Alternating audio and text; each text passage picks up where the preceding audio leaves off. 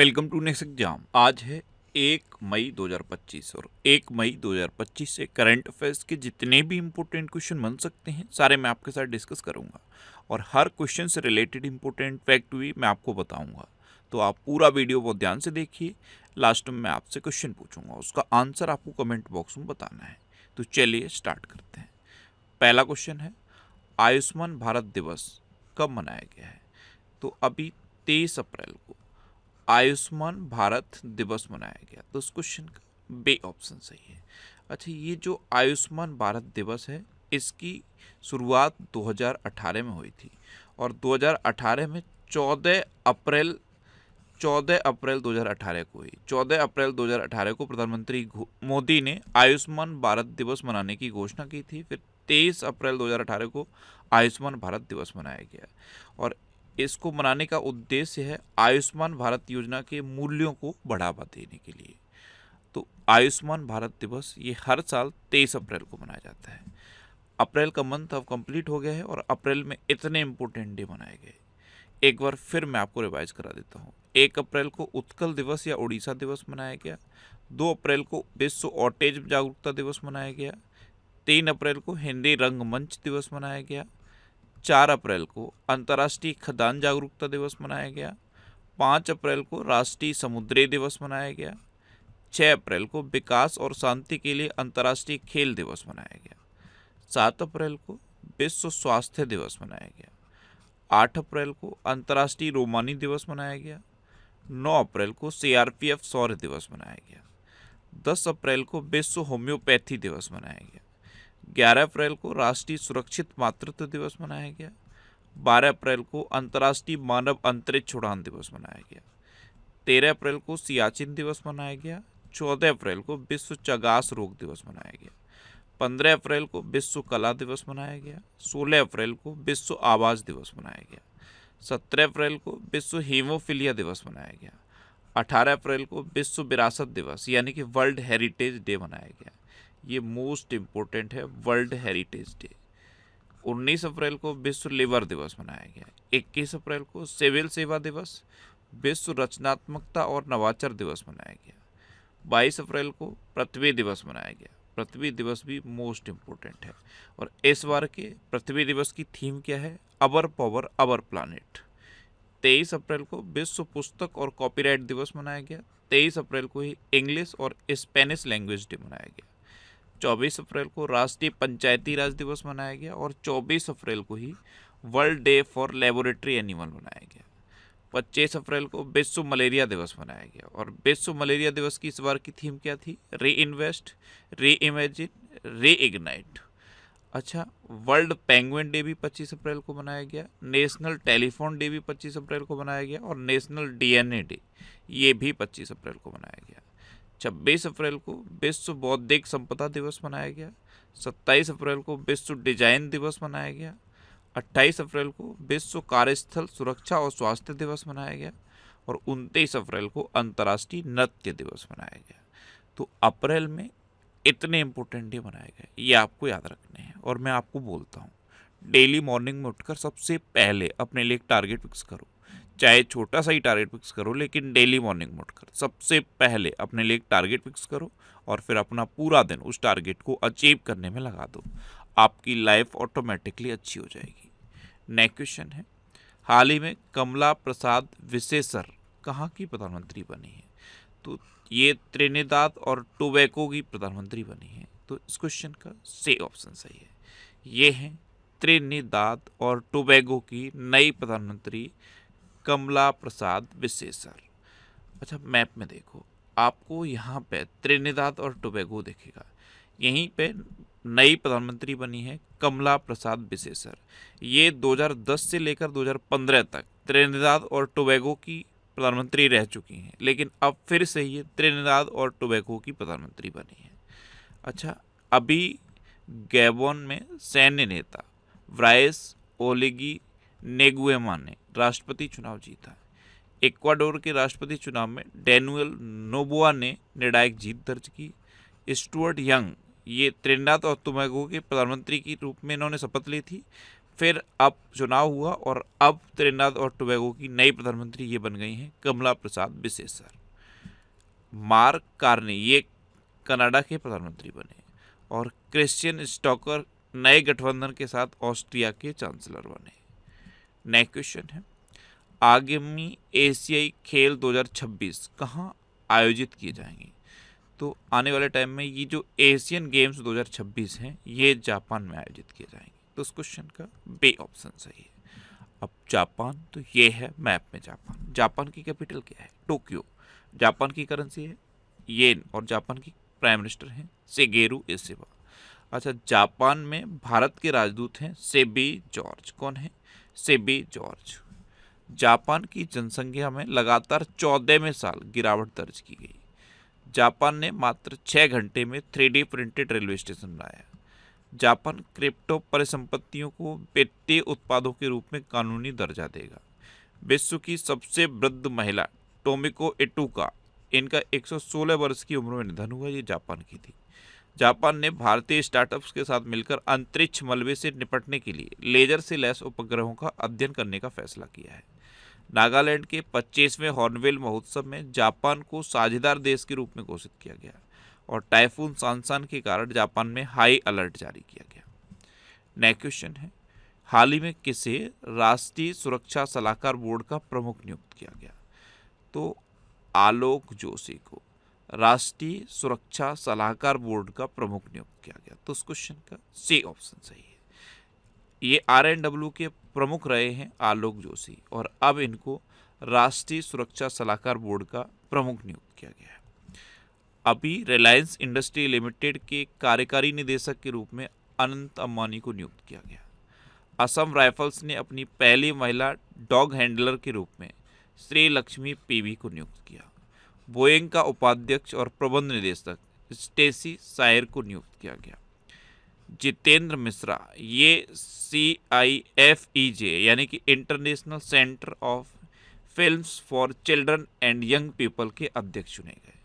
भारत के 23वें विधि आयोग के अध्यक्ष के रूप में जस्टिस दिनेश माहेश्वरी को नियुक्त किया गया। अजय भूषण पांडे को AIIB का उपाध्यक्ष नियुक्त किया गया। राम मोहन नायडू को वर्ल्ड इकोनॉमिक फोरम द्वारा यंग ग्लोबल लीडर के रूप में चुना गया और संतोष कुमार को इंडसिंड बैंक का डिप्टी CFO नियुक्त किया गया। नेक्स्ट क्वेश्चन है, हाल ही में चर्चा में रहा सचेत ऐप किस संस्था द्वारा विकसित किया गया? तो ये राष्ट्रीय आपदा प्रबंधन प्राधिकरण के द्वारा डेवलप किया गया। तो उस क्वेश्चन का बी ऑप्शन सही है। ऐप का नाम याद रखना, सचेत ऐप। ये जितने भी आपदाएं होती हैं उनके बारे में पहले से वार्निंग देगा। तो सचेत ऐप ये अभी चर्चा में था, इसे राष्ट्रीय आपदा प्रबंधन प्राधिकरण ने डेवलप किया है। नेक्स्ट क्वेश्चन है, इंडिया पोस्ट ने KYC सत्यापन को आसान बनाने के लिए किसके साथ साझेदारी की? तो इंडिया पोस्ट ने नो योर कस्टमर यानी कि KYC सत्यापन को आसान बनाने के लिए SBI म्यूचुअल फंड के साथ साझेदारी की। तो उस क्वेश्चन का डी ऑप्शन सही है। नेक्स्ट क्वेश्चन है, हाल ही में किसने आर्टिफिशियल इंटेलिजेंस में भारतीय महिलाओं को सशक्त बनाने के लिए AI किरण पहल लॉन्च की? तो ये मेटा इंडिया ने लॉन्च की। मेटा का ही तो फेसबुक है, मेटा का ही व्हाट्सएप है, मेटा का ही इंस्टाग्राम है। तो मेटा इंडिया ने आर्टिफिशियल इंटेलिजेंस में भारतीय महिलाओं को सशक्त बनाने के लिए AI किरण लॉन्च की है। तो उस क्वेश्चन का बी ऑप्शन सही है। नेक्स्ट क्वेश्चन है, किसने बौद्धिक संपदा अधिकारों के उल्लंघन के लिए भारत को प्राथमिक निगरानी सूची में रखा? तो ये अमेरिका ने रखा है। तो इस क्वेश्चन का सी ऑप्शन सही है। अब अमेरिका, तो ये है मैप में अमेरिका। अमेरिका के नए राष्ट्रपति कौन बने हैं? Donald Trump. अमेरिका के उपराष्ट्रपति कौन है? JD Vance. और JD वेंस अभी विद फैमिली इंडिया आए थे। अच्छा, अमेरिका के न्यूयॉर्क में डॉक्टर BR अम्बेडकर दिवस की घोषणा हुई। अमेरिका लगातार चौथे साल भारत का सबसे बड़ा व्यापारिक साझेदार बना। अमेरिका की बायोटेक फर्म कोलोसल बायोसाइंसेज ने डायर वुल्फ के पुनर्जन्म का दावा किया। अमेरिकी सीनेट ने भारतीय वैज्ञानिक जय भट्टाचार्य को राष्ट्रीय स्वास्थ्य संस्थान के निदेशक के रूप में नियुक्त किया। भारत में आने वाले प्रेषण के शीर्ष स्रोत के रूप में अमेरिका हो रहा है। अमेरिका के सिएटल में पहला भारतीय फिल्म महोत्सव हुआ और अमेरिका के राष्ट्रपति ने शिक्षा विभाग को बंद करने के लिए कार्यकारी आदेश पर हस्ताक्षर किए। अच्छा, अमेरिका के बारे में कुछ और फैक्ट मैं आपको बताता हूँ। अमेरिका ने WHO से अलग होने का फैसला किया है। UNHRC से अलग होने का फैसला भी अमेरिका ने किया। पेरिस जलवायु समझौते को अमेरिका ने छोड़ दिया है। इवन अमेरिका में पेपर स्ट्रॉ पर बैन लगा दिया गया है। अच्छा, अमेरिका की खुफिया प्रमुख कौन बनी थी? तुलसी गवार्ड, वो भी अभी इंडिया आई थी। और अमेरिका में ये जो आपको दिख रहा है ना, गल्फ ऑफ मैक्सिको, इसका नाम बदल दिया गया है। इसका नाम बदल के अब गल्फ ऑफ अमेरिका कर दिया गया है। अमेरिका ग्वांतानामो बे में प्रवासी बंदी गृह स्थापित करेगा। और अमेरिका ने महिला खेलों में ट्रांसजेंडर एथलीट को प्रतिबंधित कर दिया है। अच्छा, अमेरिका ने अभी अपना राष्ट्रीय पक्षी घोषित किया था, उसका नाम याद है क्या था? Walled eagle. क्या था? Walled eagle. अच्छा, इंडिया और अमेरिका के बीच में कौन कौन सी डिफेंस एक्सरसाइज होती हैं? कूप इंडिया, टाइगर ट्रम्प, वज्र प्रहार और युद्ध अभ्यास। ये इंडिया और अमेरिका के बीच की इंपोर्टेंट डिफेंस एक्सरसाइज है। नेक्स्ट क्वेश्चन है, हाल ही में प्रोफेसर सनी थॉमस का 83 वर्ष की आयु में निधन हुआ है, वे कौन थे? तो ये एक पूर्व निशानेबाजी कोच थे। तो उस क्वेश्चन का बे ऑप्शन सही है। ये थे पूर्व निशानेबाजी कोच प्रोफेसर सनी थॉमस, और अभी 83 वर्ष की उम्र में इनका निधन हुआ है। नेक्स्ट क्वेश्चन है, हाल ही में जारी SIPRI की रिपोर्ट के अनुसार सबसे अधिक सैन्य खर्च करने वाला देश कौन सा है? तो सबसे अधिक सैन्य खर्च वाला देश है अमेरिका। तो उस क्वेश्चन का सी ऑप्शन सही है। सबसे अधिक सैन्य खर्च पे पहले नंबर पे अमेरिका है, दूसरे नंबर पे चाइना है, तीसरे नंबर पे रसिया है, चौथे नंबर पे जर्मनी है, और पांचवें नंबर पे है अपना देश भारत। तो पहला, दूसरा, तीसरा याद रखिए। और इंडिया की कौन सी पोजीशन है? 5th। तो SIPRI यानी कि Stockholm International Peace Research Institute ने ये रिपोर्ट जारी की है। नेक्स्ट क्वेश्चन है, हाल ही में किस राज्य सरकार ने इलेक्ट्रिक व्हीकल के लिए टोल टैक्स में छूट की घोषणा की? तो अभी महाराष्ट्र सरकार ने नई इलेक्ट्रिक व्हीकल पॉलिसी जारी की है। नई इलेक्ट्रिक व्हीकल पॉलिसी को मंजूरी दे दी, और इसमें यह है कि कुछ राष्ट्रीय राजमार्ग ऐसे हैं महाराष्ट्र में जहां पर इलेक्ट्रिक व्हीकल को टोल में भी छूट दी जाएगी। तो इस क्वेश्चन का बे ऑप्शन सही है। अब महाराष्ट्र, तो ये है मैप में महाराष्ट्र। महाराष्ट्र की कैपिटल है मुंबई। महाराष्ट्र के चीफ मिनिस्टर हैं देवेंद्र फडणवीस, और महाराष्ट्र के गवर्नर हैं CP राधाकृष्णन। अच्छा, महाराष्ट्र के कराड़ शहर में 100% सुरक्षित निपटान के साथ स्वच्छता अपशिष्ट प्रबंधन हासिल किया। 3 लैंग्वेज पॉलिसी लागू करने वाला पहला राज्य महाराष्ट्र बना। छठा भारत उज्बेक सैन्य अभ्यास डस्ट लेक, ये पुणे में हुआ। प्रवीण परदेसी को महाराष्ट्र के मुख्यमंत्री का मुख्य आर्थिक सलाहकार नियुक्त किया गया। महाराष्ट्र में खुलताबाद का नाम बदलकर रत्नपुर रखा जाएगा। महाराष्ट्र सरकार ने उत्तर प्रदेश के आगरा शहर में छत्रपति शिवाजी महाराज का भव्य स्मारक बनाने का फैसला किया। राम सुतार को महाराष्ट्र के सर्वोच्च नागरिक पुरस्कार महाराष्ट्र भूषण से सम्मानित किया गया। अच्छा, महाराष्ट्र में उजानी बांध है, जायकवाड़ी बांध है, कोयना बांध है, नावेगांव, नागजीरा, सह्याद्री, मेलघाट, तड़ोवा और अंधेरी वोर टाइगर रिजर्व है। नेक्स्ट क्वेश्चन है, किस नगर निगम ने प्रमाणित ग्रीन म्यूनिसिपल बॉन्ड जारी किया है? तो प्रमाणित ग्रीन म्यूनिसिपल बॉन्ड ये गाजियाबाद नगर निगम ने जारी किया। तो उस क्वेश्चन का सी ऑप्शन सही है। नेक्स्ट क्वेश्चन है, हाल ही में रक्षा मंत्री राजनाथ सिंह किस देश की विजय दिवस परेड में भारत का प्रतिनिधित्व करेंगे? तो रूस की विजय दिवस परेड ये 9 मई को होनी है। कब? 9 मई को होगी। और इसमें पार्टिसिपेट करने के लिए पहले प्राइम मिनिस्टर मोदी जा रहे थे, लेकिन अभी जो ये पहलगांव वाला इंसिडेंट हुआ है, इसके बाद प्रधानमंत्री मोदी ने अपना विजिट कैंसिल कर दिया है। अब भारत का प्रतिनिधित्व यहाँ पे रक्षा मंत्री राजनाथ सिंह करेंगे। तो इस क्वेश्चन का बे ऑप्शन सही है। अब रूस, तो ये है मैप में रूस। रूस की कैपिटल है मॉस्को। रूस की करेंसी है रशियन रूबल, और रूस के प्रेसिडेंट हैं व्लादिमीर पुतिन। अच्छा, रशियन लैंग्वेज डे कब मनाया जाता है? 6 जून को। भारत और रूस ने अपने राजनयिक संबंधों की 78वीं वर्षगांठ मनाई है। भारत और रूस के बीच नौसैनिक अभ्यास इंद्र 2025 हुआ। भारत ने T-72 टैंकों के इंजन की आपूर्ति के लिए रूस की फर्म के साथ हस्ताक्षर किए। रूस ने रोसकॉसमोस के नए प्रमुख के रूप में दिमित्री वाकानोव को नियुक्त किया। रूस ने बेलारूस में अपनी ओसेनिक मिसाइल प्रणाली तैनात करने का निश्चय किया है। रूसी टेनिस खिलाड़ी दानिल साबलेव को डोपिंग नियमों के उल्लंघन की वजह से 2 साल का प्रतिबंध मिला है। और रूस ने कैंसर की वैक्सीन बनाने का भी ऐलान कर दिया है। रूस में उरल के पहाड़ हैं, लेक बैकाल है और माउंट एल्बरस है। नेक्स्ट क्वेश्चन है, किसके द्वारा हरित हाइड्रोजन प्रमाणन योजना का शुभारंभ किया गया? तो हमारे नवीन और नवीकरणीय ऊर्जा मंत्री हैं प्रहलाद जोशी। इन्होंने अभी हरित हाइड्रोजन प्रमाणन योजना का शुभारंभ किया। तो उस क्वेश्चन का सी ऑप्शन सही है।